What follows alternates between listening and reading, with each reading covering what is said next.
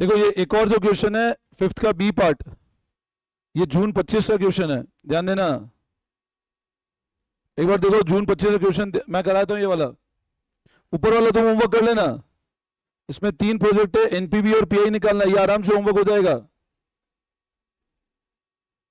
ये वाला question homework हो जाएगा, एनपीवी और पीआई वाला। अभी इधर ध्यान दो। XYZ Limited is considering the introduction of new product. It is estimated that profit before depreciation and tax would increase by 240 each year for first 4 year and 120 each for remaining 6 year. An advertisement cost of 40,000 expected to be incurred in first year, which is not included in the above estimate of profit. This cost will be allowed for tax purpose in the first year. A new plant costing 4 lakh will be installed for the production of new product. Salvage value of plant will be 80,000.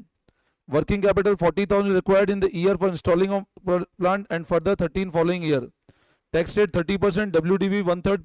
Company is required it is 22%. whether company introduce करे या नहीं करे. Ignore profit और loss on sale of asset. बताओ ignore profit और loss मतलब क्या हुआ? Capital gain capital loss consider नहीं करना है आप लोगों को. अच्छा अब मेरे को बताओ इस क्वेश्चन के अंदर सब लोग ध्यान देना, मेरी बात सब लोग सुनो. इस क्वेश्चन में हम लोग कैसे करेंगे? सबसे पहले जेड बताएं. What will be Z? Z मतलब जीरो कैश आउटफ्लो. कितना होगा बताओ?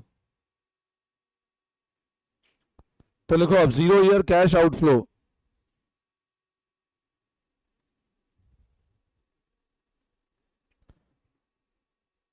देखो अब 0 ईयर.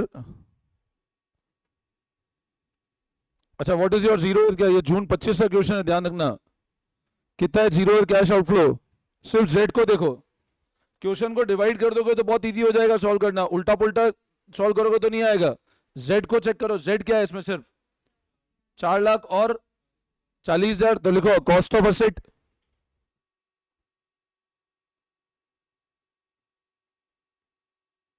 चार लाख. Working capital 40,000. तो ये आपका 0 ईयर कैश आउटफ्लो हो गया. 4,40,000 रुपए. बोलो इसमें कोई doubt?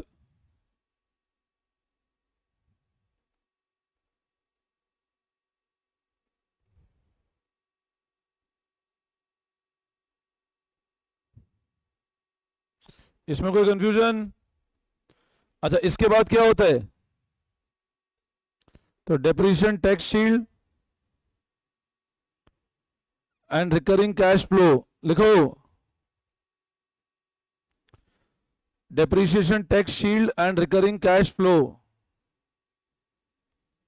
Now what is your depreciation? Check करो.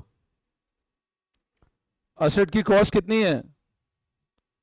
4 लाख. डेप्रिसिएशन मेथड डब्ल्यूडीवी है तो हर साल चेंज होगा, तो सालवेज कंसीडर नहीं करते हैं डब्ल्यूडीवी में. अच्छा अपन एक साथ ही ले ले, बेटर है. अपन इंस्टेड ऑफ टेकिंग डिफरेंट अपन एक साथ ले लेंगे. डी कैश फ्लो में लेस कर देंगे.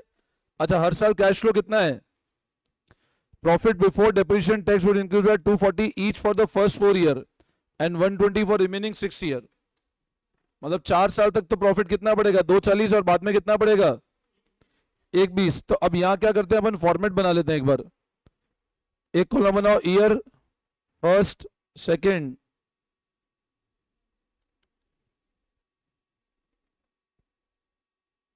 यार जगह ही कम पड़ जाएगी यार, ये 10 बनाने हैं यार. या तो फिर अपन इसको ऐसे बना लें, वो बेटर रहेगा. वर्टिकल फॉर्मेट ऐसे कर लो फिर उसको.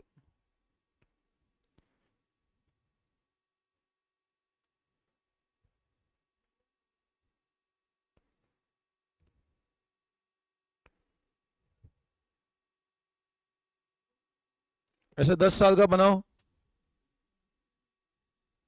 ईयर 1 2 3. क्योंकि यहाँ क्या कैश फ्लो बदलेगा. क्यों बदलेगा? क्योंकि डब्ल्यूडीवी मेथड है इसलिए 10 साल तक. अब प्रॉफिट कितना है बिफोर डिप्रिसिएशन टैक्स? पहले साल कितना है?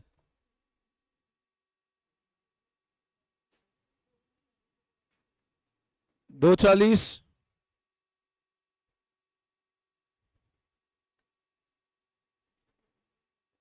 और फिर कितना है?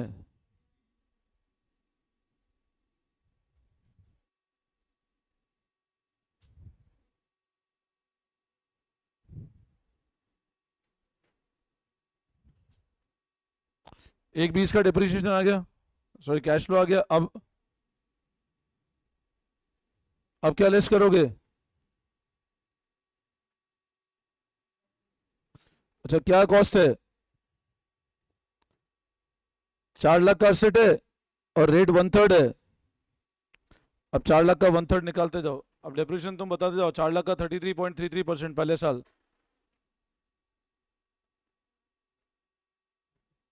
वन लाख कितना आ रहा है?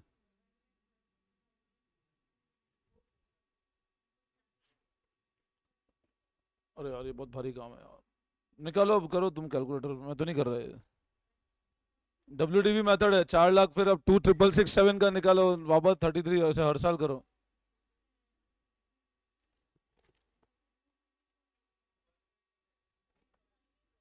हाँ वो अपन लेस कर देंगे ना एडवर्टीजमेंट इधर। फिर टैक्स, तो ये प्रॉफिट बिफोर टैक्स आएगा। मैं बता दूं तुम कर लो घर पे, कैलकुलेशन ही बहुत है। अब देखो 4 लाख का WDV मेथड पे निकाल लोगे डिप्रीशिएशन तो फिर 2,667 पे 1/3, फिर वापस 1/3 ऐसे कर कर निकाल लेना है ना। फिर एडवर्टीजमेंट कौन से साल है? 40,000 फर्स्ट ईयर में है, तो पहले साल 40,000 और कटेगा एडवर्टीजमेंट का। अब सुनो मेरी बात, मैं तुमको एक बताया तो फिर हो जाएगा आराम से। फर्स्ट ईयर तुम्हारा ये वाला प्रॉफिट आएगा बिफोर टैक्स, सेकंड ईयर सिर्फ डेप्रीशिएशन लेस होता जाएगा और कोई खर्चा तो है नहीं। बस फिर क्या करोगे? फिर टैक्स लेस करोगे, डेप्रीशिएशन ऐड करोगे तो क्या आ जाएगा? फिर पी फैक्टर से मल्टीप्लाई करोगे तो क्या आ जाएगा? इन सबको ऐड कर लेना। क्यूमुलेटिव इसलिए नहीं कर पाओगे क्योंकि यहाँ पे क्या डेप्रीशिएशन मेथड WDV, या तो फिर डेप्रीशिएशन को अलग कर दो पूरा, या तो डेप्रीशिएशन और कैश फ्लो अलग करके टैक्स शीट अलग निकालो डेप्रीशिएशन की,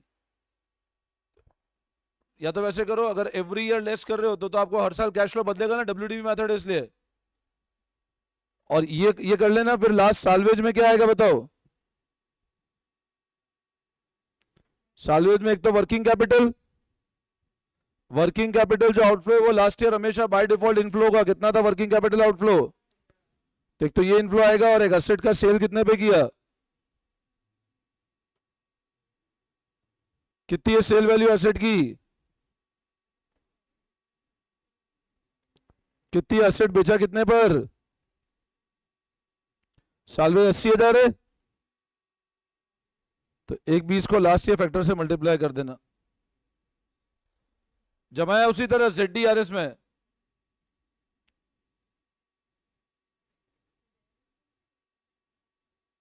डिप्रीशिएशन आप लोग निकाल लेना, ठीक है? हो जाएगा। वैसे टफ नहीं है क्वेश्चन, क्वेश्चन टफ नहीं है, फिर थोड़ा लेंदी है, टफ नहीं है क्वेश्चन। हाँ इसको लास्ट ईयर से मल्टीप्लाई करना। हो गया।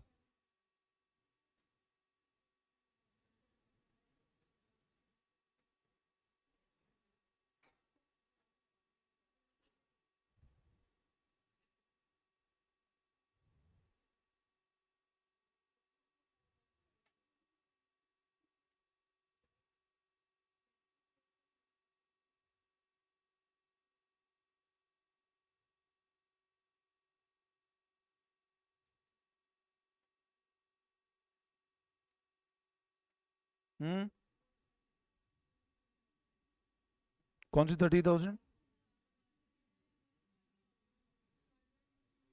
और भी चाहिए वर्किंग कैपिटल आगे?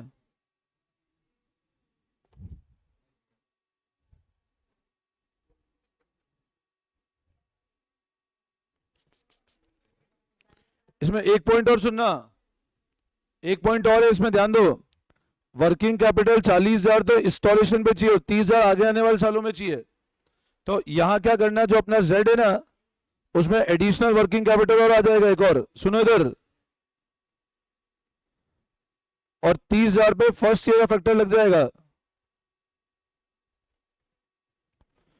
यहां पे एक मिनट सब लोग सुनना, आपको क्या बोल रहा है? 30,000 का 40,000 तो स्टार्टिंग में चाहिए, 30,000 रुपए आगे भी चाहिए working capital, but following year मतलब एक बार इन्वेस्टमेंट होता है वर्किंग, बार बार नहीं होना है। देखो आप समझो, आज जैसे मान लो मैं सेंटर चला रहा हूं, मैंने वर्किंग कैपिटल बिजनेस में एक बार इन्वेस्ट कर दिया, अब बाद में तो क्या होता है, आपकी फीस आती है, उसी से वर्किंग कैपिटल इनफ्लो चलता है।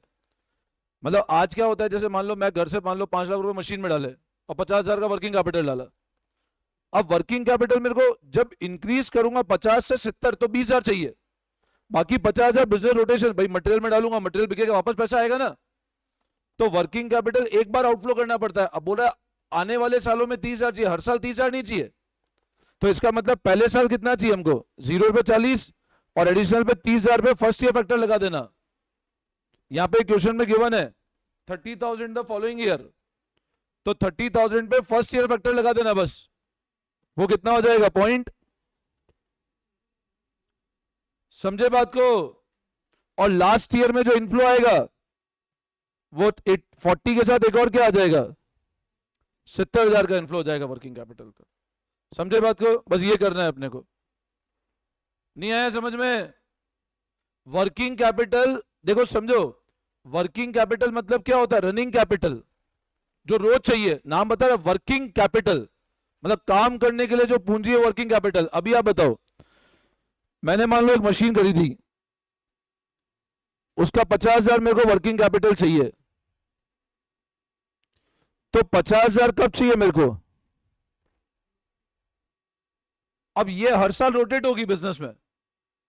अगले लास्ट से जब मशीन बंद होगी तो रोटेशन बंद हो जाएगा, पैसा आ गया, खत्म हो गया काम। अब ऐसा बोल रहे हैं स्टार्टिंग में 50,000 चाहिए, बाद में 70 चाहिए, तो कितना इन्वेस्ट करना है, सिर्फ 20,000 रुपए। आई बात समझ में, क्लियर है।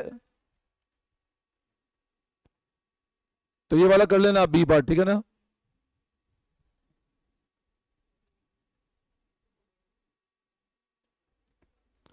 अच्छा पर इसी तरह सुनो एक बार और,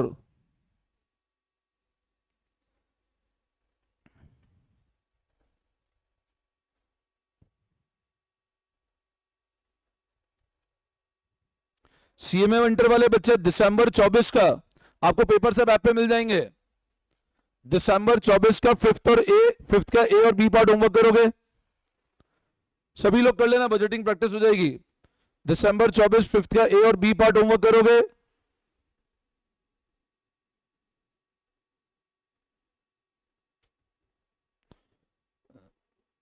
फिफ्थ का ए और बी पार्ट,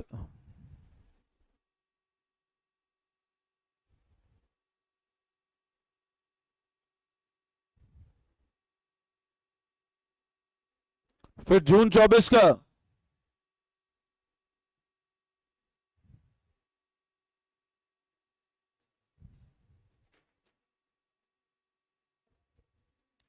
जून 24 का एमसीक्यू नंबर 12, जून 24 का एमसीक्यू नंबर 12,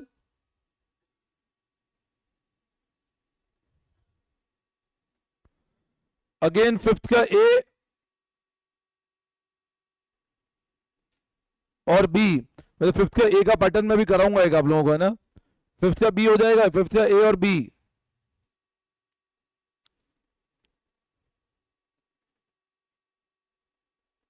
फिफ्थ का ए और बी।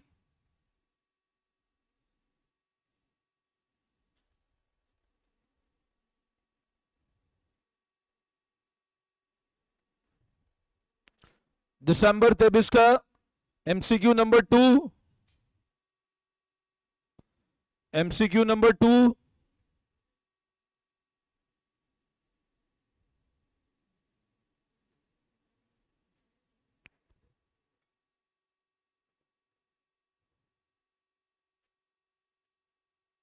फिफ्थ का ए और बी,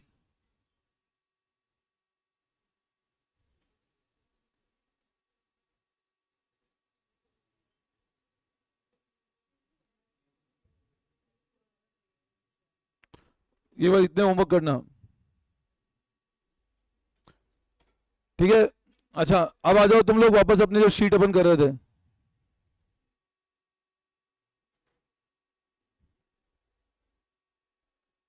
जो शीट कर रहे थे ना अपन, उस पर आ जाओ फटाफट,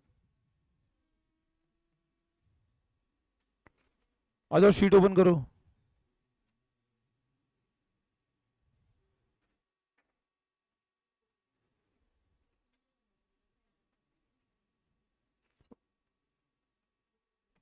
19 क्वेश्चन देखो. Elgo Steel Limited, a well-established company steel manufacturing sector, successfully operating for the past 20 year. मतलब कंपनी है जो पिछले 20 साल से बहुत अच्छे से चल रही है. The existing capital compare 80% equity and 20% debt. अभी कंपनी का कैपिटल कैसा है? 80% क्या है? इक्विटी और 20% क्या है? डेट है. Company's cost of equity 13.5%, reflecting return expected by shareholder. Debt comprise of bank loan carrying interest 8%. The company is subject to tax and tax are to be considered in project evaluation. After preliminary evaluation, the board of directors shortlisted a project with the following detail. ये initial investment salvage ये given है, life given है, आपको direct क्या given है? Tax saving on depreciation. Depreciation tax saving given है और method straight line. Earning before depreciation tax P factor given है, रिक्वायर्ड. एआरआर निकालना है, एनपीवी बाय यूजिंग डब्ल्यूएसीसी. दो चीजें निकालनी है. चलो बताओ कैसे करेंगे. कहां से स्टार्ट करो आप? ZDRS बताया था ना, बार बार बुरा नहीं करो. Z क्या है बताओ, क्या है इसमें? तो लिखो आप 0 ईयर कैश आउटफ्लो. लिखो आप 0 year cash outflow.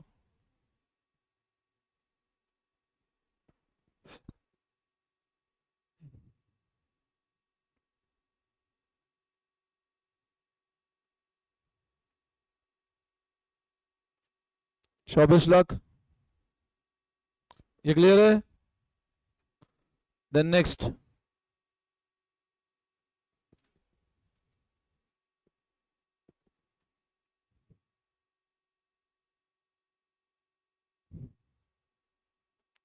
depreciation tax shield and recurring cash flows.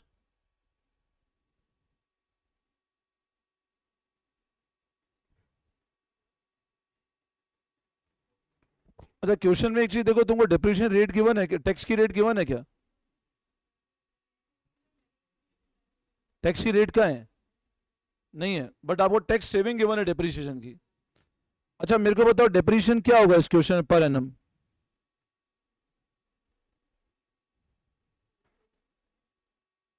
कितनी कॉस्ट है एसेट की? साल्वेज कितना है? 10%. मतलब लाइफ कितनी है? कितना आता है? अभी सब लोग एक मिनट इधर ध्यान देना.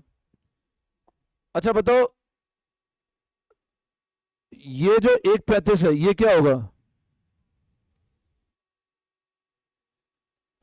ऐसे निकलेगा. डेप्रिसिएशन टैक्स शील्ड ऐसे तो होता है, ये होता है टैक्स सेविंग ऑन.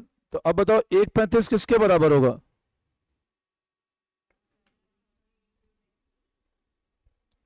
तो कितना टैक्स का रेट आ जाएगा बताओ?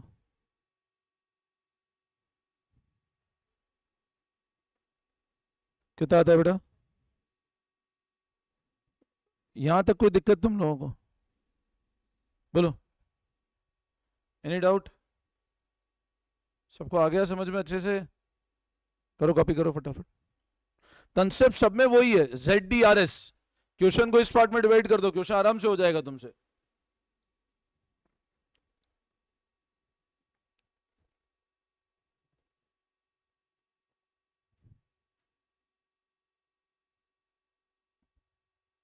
नेक्स्ट वीक से ना मैं 2-2 घंटे क्लास लूंगा. 11th है नहीं, 9:30 से 11:30, 9:30 से 10:30 तक तुम्हारी भी किसी क्लास हो रही है? मेरी हो 10:30 11:30 किसकी हो रही है? SM. तो मैं उसमें 10:30 11:30.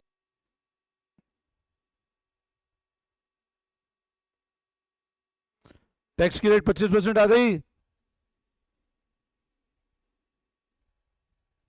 बोलो इसमें कोई डाउट? ठीक है. अब बताओ Z हो गया, D हो गया, नेक्स्ट क्या होता है? R.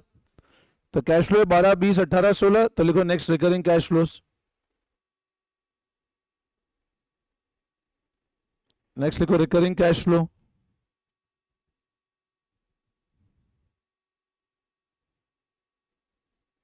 Format by particulars, first second third fourth.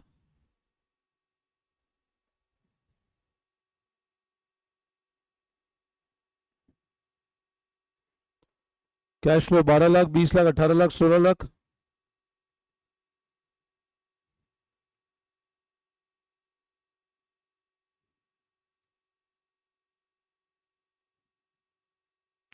क्या लेस कर दें? कितना है?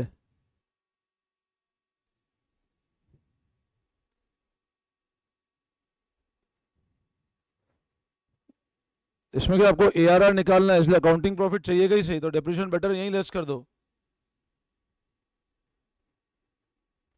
तो ये प्रॉफिट बिफोर टैक्स आया, कितना आता है? 12 माइनस 5 40, 1460।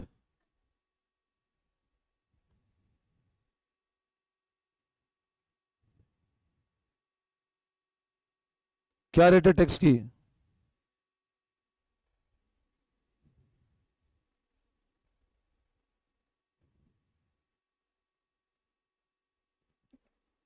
ऐड बैक करो डिप्रिसिएशन। कैश फ्लो कितना आ रहा है?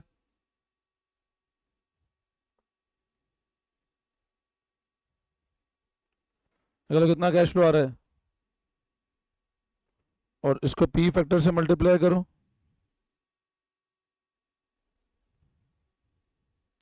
तो present value of cash flow आ जाएगा आपका।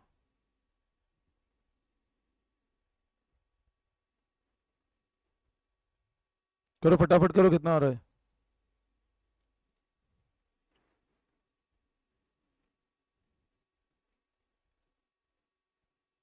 वो चेक कर दो, ये 495 आ रहा है, 1095, 945। चेक करो, ये आ रहे हैं फिगर्स?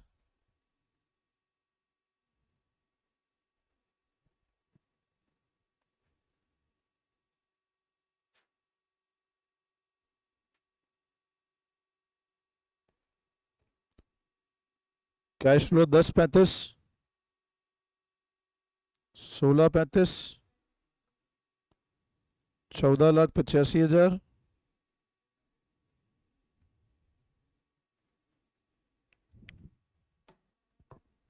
देखो ये कैश फ्लो आ रहे हैं।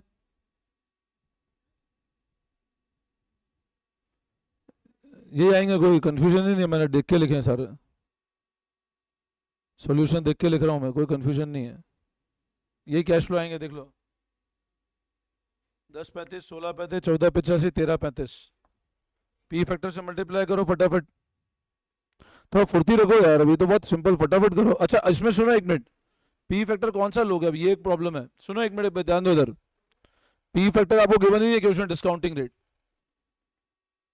क्वेश्चन डिस्काउंटिंग रेट कहां गिवन है, आप चेक करो ना। बट ये क्वेश्चन में बोल रहा है कि डिस्काउंटिंग रेट मैंने हमेशा बताया कॉस्ट ऑफ कैपिटल होती है, एनपीवी के लिए पिछले चैप्टर बताया था ना, और कॉस्ट ऑफ कैपिटल का चैप्टर पढ़ा था अपन ने, ध्यान है? आप यहां पे क्वेश्चन पढ़ो, the company subject to tax, आगे देखो यहां क्या बोल रहा है question, NPV by using weighted average cost of capital. पढ़ा था, कहीं पढ़ा था ना, weighted average cost of capital. अच्छा अब मेरे को बताओ, यहां पे डेट का पोर्शन कितना है? बहुत इजी है वेटेड एवरेज निकालना। कॉस्ट ऑफ कैपिटल क्या होता है? डब्ल्यू,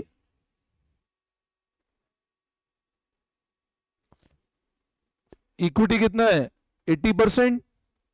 कॉस्ट कितनी है इक्विटी की, चेक करो, 13.5%। इधर ध्यान देना, एक मिनट इधर देख लो, डेट 20% है, और बैंक लोन की इंटरेस्ट रेट क्या है? इसको आफ्टर टैक्स कन्वर्ट करेंगे, अपन ने पढ़ा था ना, इतना ताजुब मत करो। हाँ, 1 माइनस टैक्स रेट कितनी है, निकाल लो, वेटेड एवरेज कॉस्ट कितना आता है। ये आपकी डिस्काउंटिंग रेट हो जाएगी, कितना आ रहा है ये?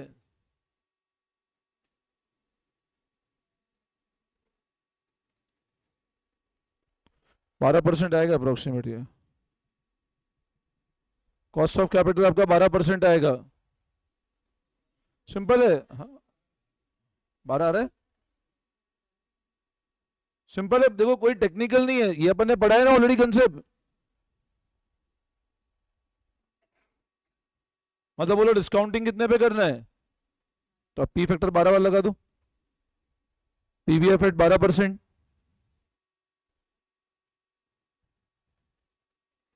क्या रेट है?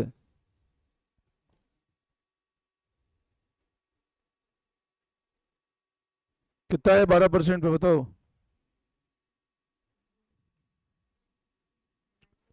0.893797,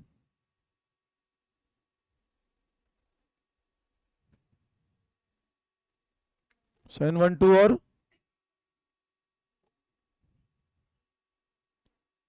मल्टीप्लाई करो।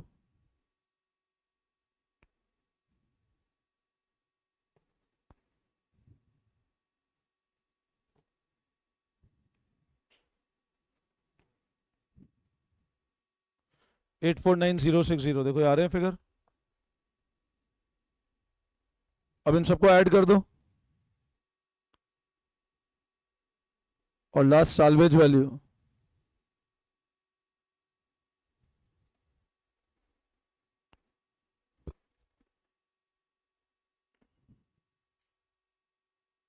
कितने बिक रहा है एसेट? एसेट कितने पे सेल हो रहा है? 240। 240 को लास्ट ईयर फैक्टर से मल्टीप्लाई करो।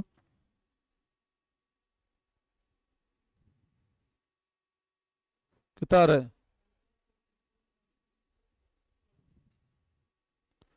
तो बस अब एनपीवी निकालो। ये आउटफ्लो है।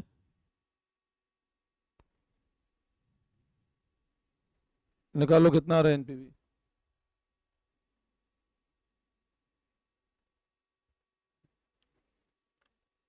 आपका फाइनल एनपीवी आएगा 18,86,370। ये आएगा एनपीवी 18,86,370। चेक करो, 18,86,370 आएगा आपका एनपीवी।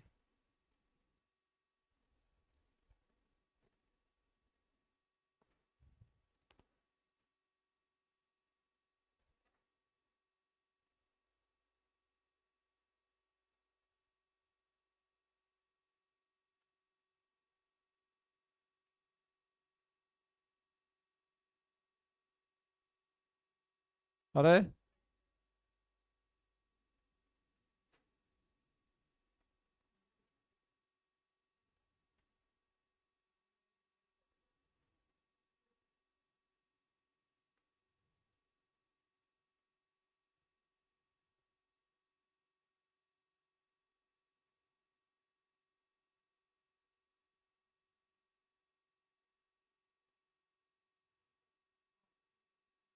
हाँ बोलो बेटा। आ रहा है ये? अच्छा, अपने को एआरआर भी बोल रहा है निकालने का। एआरआर कैसे निकालेंगे? अपने को क्या चाहिए?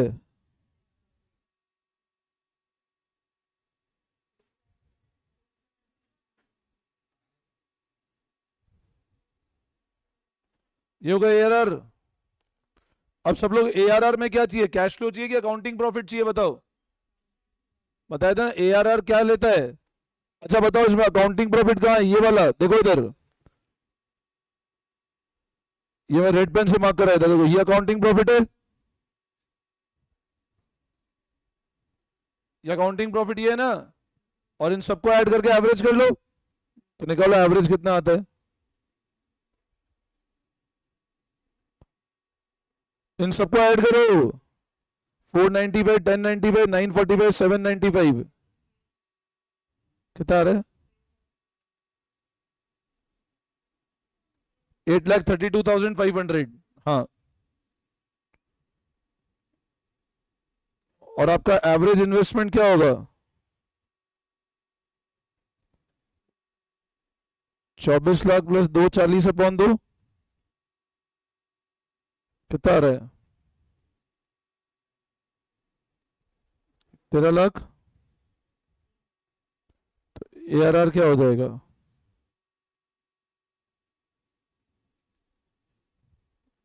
कितना आता है एआरआर? निकालो, निकालो एआरआर कितना आ रहा है? 63%, 63.07% आएगा अप्रोक्सीमेट। पढ़ाया था ना एआरआर पिछले चैप्टर में। हो गया?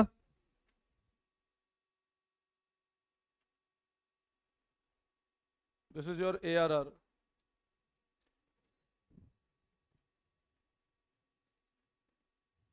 कर लिया?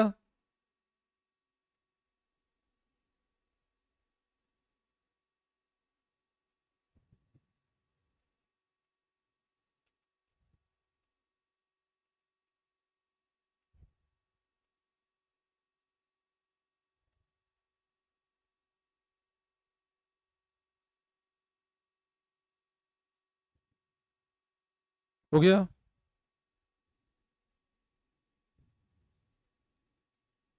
तो अपना 19th क्वेश्चन होता है ना ये?